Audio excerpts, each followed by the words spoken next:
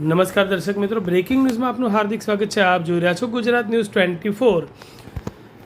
ડભોઈ ઉપરવાસમાં વરસાદથી ભીલાપુર પાસેથી પસાર થતી ઢાઢર નદીમાં સિઝનમાં બીજી વાર નદી બે કાંઠે વહી. ખેડૂતો અને પશુ પક્ષીઓને મોટી રાહત.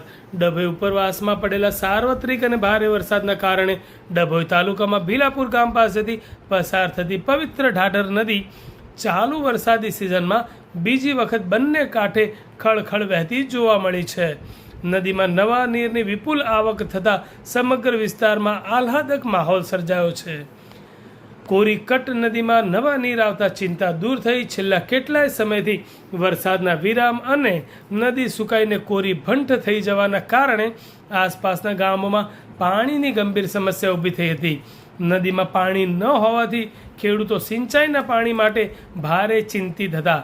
પશુ પક્ષીઓ અને પશુપાલકો પીવાના પાણી માટે ચિંતા કરી રહ્યા હતા. ત્યારે આ મુશ્કેલીનો સામનો કરવાની હવે જરૂર નથી, કારણ કે કુદરતની મહેરબાનીથી ઉપરવાસમાં થયેલા સારા વરસાદને પગલે ઢાઢર નદીમાં પુષ્કળ પાણીમાં આવક આવતા જળ સંકટ દૂર થયું છે.